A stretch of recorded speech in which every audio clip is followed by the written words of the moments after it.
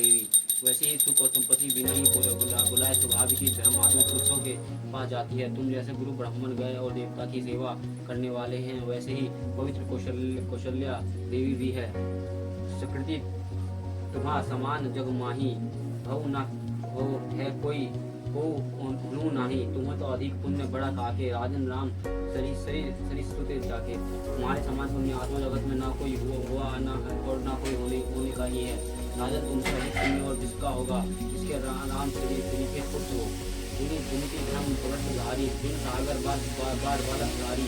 तुम काहू सर्व काल कल्याण, सजो बरात बजई दिखाना। और जिसके चारों बालक वीर विनम्र और धर्म का वस्त्र धारण करने वाले और दोनों के सुंदर मुन्न है।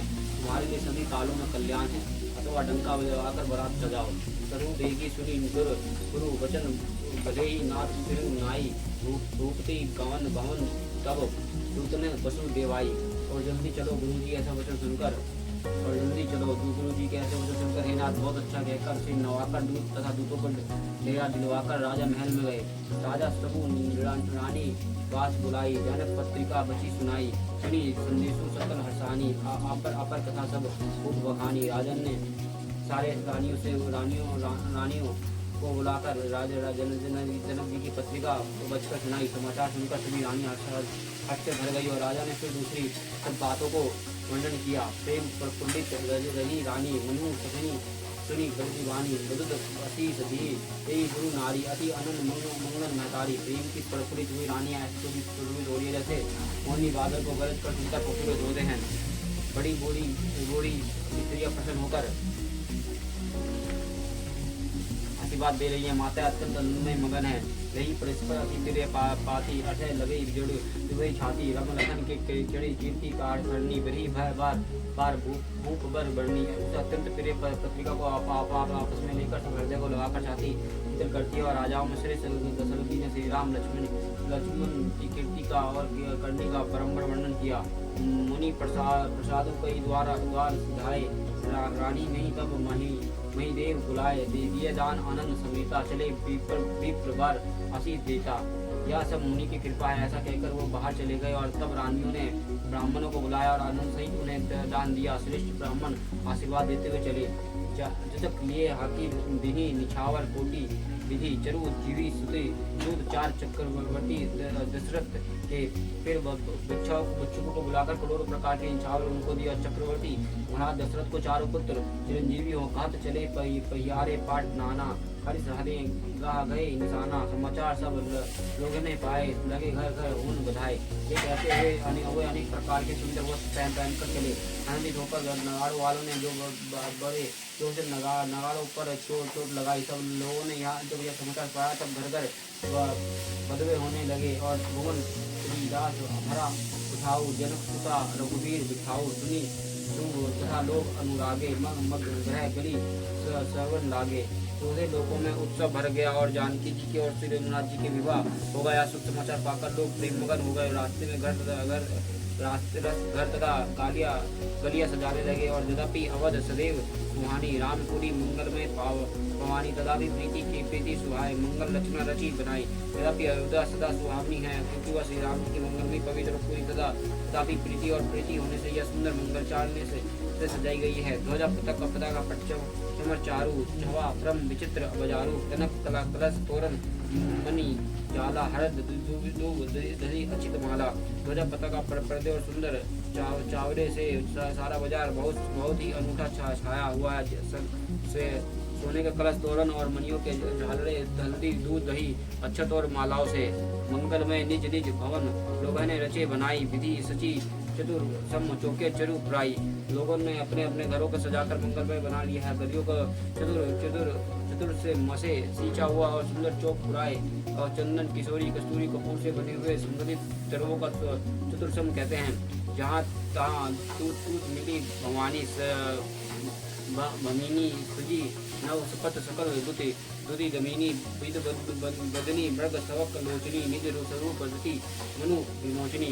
बिजली की सी चलती वाली चंद्रमुखी और हरिण के बच्चे से नेत्र वाली और अपने सुंदर रूप से काम के श्रीयति के रति के अभिमान को छुड़ाने वाली सुहावनी स्त्रियां सभी पुरो श्रृंगार सजाकर जहाँ तहाँ झुंड झुंड मिलकर कवई मंगल मंजुल बनी बनी सुनी काल रवि कलकंठी जानी भूप भवन की जय खाना विश्व विमोहन रजव बिताना मनोहर वाणी से मंगल की दिखा रही है, जिनके सुंदर स्वर के सुनकर कोयल भी लहरा जाती है। राजमहल का वर्णन कैसे किया जाए, जहाँ विश्व के विमोहित करने वाले मंडप बनाया गया है। मंगल दर्भ मनोहर नाना रजत बजत विपुल निशाना कतो विरय चराही कतो वेद ध्वनि शुभ कराई। अनेक प्रकार के मनोहर मंगल की पदार्थ शोभित हो रही हैं और बहुत से नगाड़े बज रहे हैं। कई भट्ट विरुद्धवली का उच्चारण कर रहे हैं और कई ब्राह्मण वेद ध्वनि कर रहे हैं। कवि सुंदर मंगल गीता ले नमो राम और सीता बहुत ऊंचाई भवनी अति घोड़ा मुगी चला चौरा सुंदर स्त्रियां श्री राम जी श्री सीता जी का नाम ले लेकर मंगल गीत गा रही है। और सब बहुत ही और महल अत्यंत छोटा है, सब बहुत महल अत्यंत छोटा है, इससे मानव उससे चारों ओर पर चला है। और शोभा भवन कई के को कभी बढ़ने पर जहाँ सकल शीश मणि राम लेनी अवतारा। दशरथ के महल की शोभा का वर्णन कौन के भी कर सकता है, जहाँ समस्त देवताओं के शिरोमणि श्री रामचंद्र जी ने अवतार लिया है।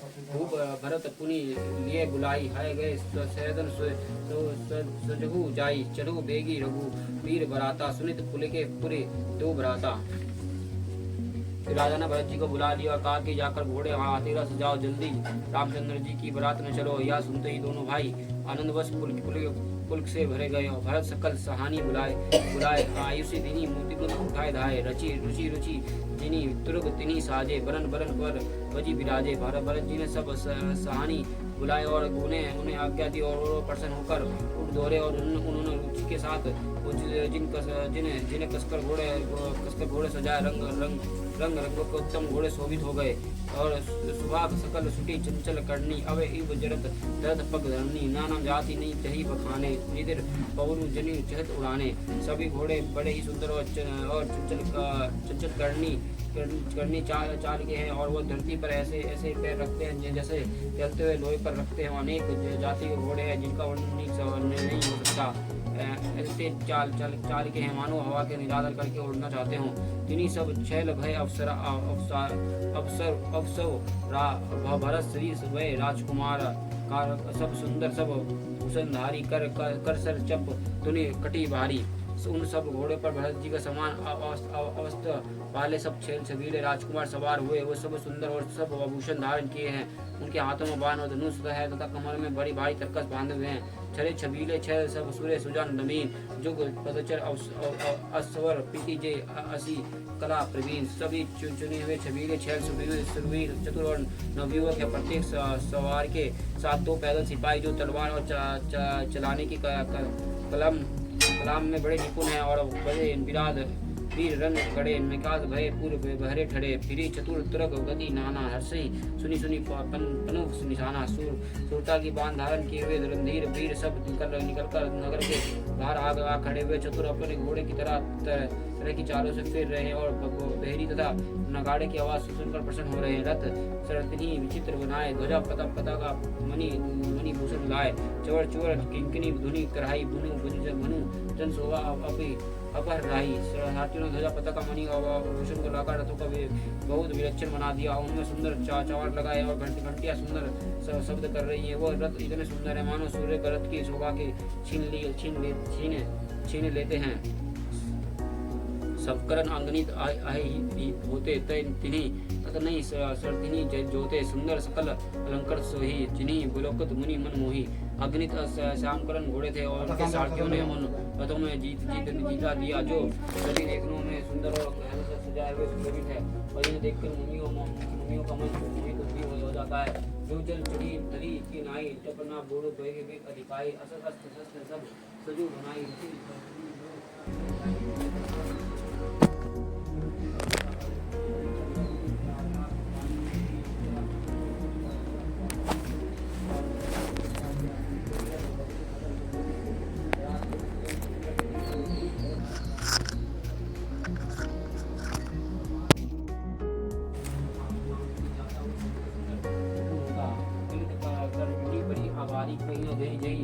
सवारी चले मत घट बिराजी मुनु सुहाग सौन घन घर आजी। श्रेष्ठ हाथियों पर सुंदर अंबरिया पड़ी है जिस प्रकार सजाई गई थी वो जो कहीं नहीं जा सकती। मतवाले हाथी घंटों से शोभित होकर घंटे बजाते हुए चले और मानो सावन के सुंदर बादलों का समूह बरसते हुए जा रहे हो। वाहन अपार अनेक विधाना सभी के सुभाग सुखाना जाना तिन्हीं चढ़े चले विप्र बार वृंदा जनु तनु धरत है सकल सुरति छंदा। सुंदर पलकियों सुखों से बैठने योग्य तमाजन और जो कुर्सी नुमा होती हैं और आदि और अनेक प्रकार की सवारियां हैं उन